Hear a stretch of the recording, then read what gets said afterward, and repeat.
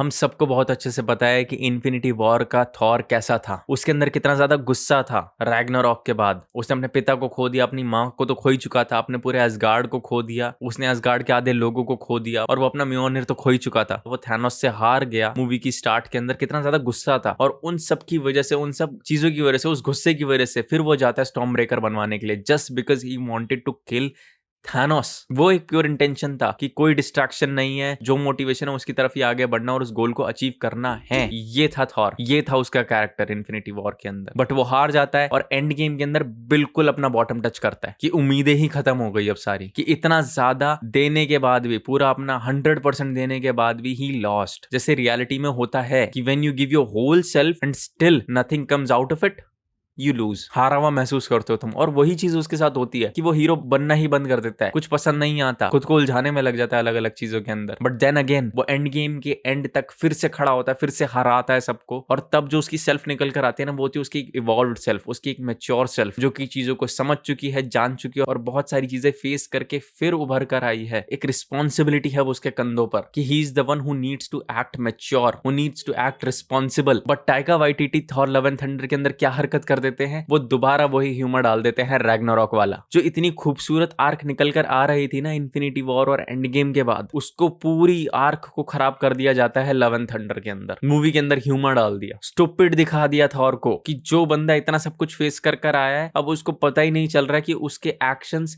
क्या कॉन्सिक्वेंसेस ला रहे हैं। उसको पता ही नहीं चलता कि कैसे वो जो टेम्पल होता है, जो इतना प्रेशियस होता है उन लोगों के लिए, उस प्लेनेट के लोगों के लिए, वो कब उसको पूरा तोड़ देता है। जब इतना ज्यादा मैच्योर हो चुका है कैरेक्टर, वो तब ऐसी हरकत कैसे कर सकता है। कोई पहली मूवी नहीं है उसकी, वो रोम कॉम नहीं है ये, कोई इतना स्टूपिड एक्ट करेगा कि वो ऐसे बौखला जाएगा जेन को देखकर, कि वो ऐसे स्टूपिड तरीके से बातें करेगा म्योनिर से। क्या, किस तरीके से, क्यों खराब करा इसको, इतने सुंदर आर्क को क्यों खराब करा। और फिर उसके बाद जब वो ज्यूस के पास जाते हैं ओलंपिस के अंदर, तब जो हरकत होती है वो क्यों डाली गई है। The moment when juice flick his clothes away, क्यों डाला गया है वो, कि वो वहां पे बिना कपड़ों के खड़ा हुआ है, जो भी लोग है वो वहां पे सब उसको देख रहे हैं, जो फीमेल कैरेक्टर्स हैं वैल्करी और जेन, वो इंजॉय कर रहे हैं उस मोमेंट को। क्या सच में दिखाने की जरूरत थी इसी? क्यों ही दिखाया ये सीन, क्या जरूरत क्या थी इसकी? इसका कोई लॉजिक नहीं बनता इस सीन का। The only logic that our brain can come up with is because उस कैरेक्टर को डिमीन करना था, और तो कोई लॉजिक नहीं बनता। व्हाट इफ आई से कि अगर वहां पे कोई फीमेल कैरेक्टर होती और थॉर खुद वहां पे बैठा हुआ होता टेबल की दूसरी तरफ पर, तब क्या होता? तब ऐसे रिस्पॉन्सेज नहीं आते, तब हंसा नहीं जा रहा होता, तब वो मेल कैरेक्टर्स आपस में बात नहीं कर रहे होते कि थोड़ी देर रुक जाओ, देखने दो, अच्छा शो चल रहा है। What's the point of that? तुम इतना अच्छा कैरेक्टर खराब कर रहे हो जस्ट बिकॉज ऑफ ह्यूमर, और वो भी उस इवॉल्व्ड कैरेक्टर के अंदर तुम ह्यूमर ऐड कर रहे हो जो कि इस सब से ऊपर पहुंच चुका है, वो इतना सब कुछ लूज कर चुका है अपनी लाइफ के अंदर, and finally he is at peace with himself. तुम उसको फिर से डम दिखा रहे हो। क्लाइमैक्स के अंदर थॉर को बच्चों की जरूरत पड़ रही है, जेन की जरूरत पड़ रही है, द गाय हु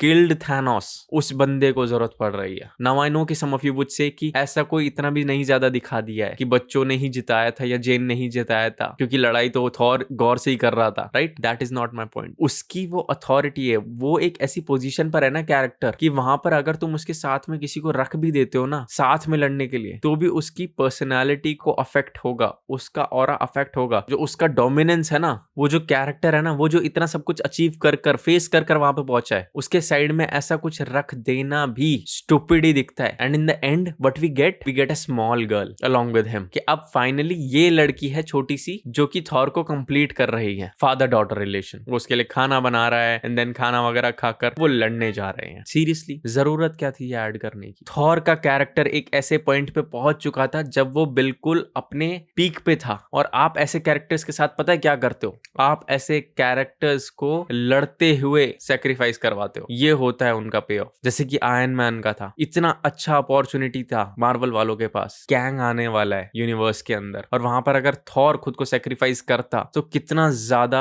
बड़ा हीरो मोमेंट हो जाता वो। But no, but what MCU did, they gave us a female Thor, first in the form of Jane and then in the form of that little girl. ये करा है जी MC ने, तो बोल भी क्या सकते हैं? इतना ज्यादा अच्छा कैरेक्टर खराब कर दिया जस्ट बिकॉज उनको फीमेल रिप्रेजेंटेशन को एम्पावर करना था। वो मेल डोमिनेंस, वो अल्फा मेल वाले ट्रेट्स वो नहीं दिखाने थे, जस्ट बिकॉज ऑफ दैट उन्होंने इसको ऐसा कन्वर्ट कर दिया, because that is a reality. Thor was an alpha male. जाके इन्फिनिटी वॉर या एंड गेम देखो और उसके अंदर देखो, अल्फा मेल के ट्रेट्स चेंज कर दिया उसको बस। लेकिन खैर, जो कर दिया उन्होंने वो तो कर ही दिया, अब तो उसका कुछ हो नहीं सकता। बाकी आज के लिए इतना ही था, मिलेंगे अगले किसी वीडियो के अंदर किसी और बारे में बात करते हुए। तब तक के लिए बाय।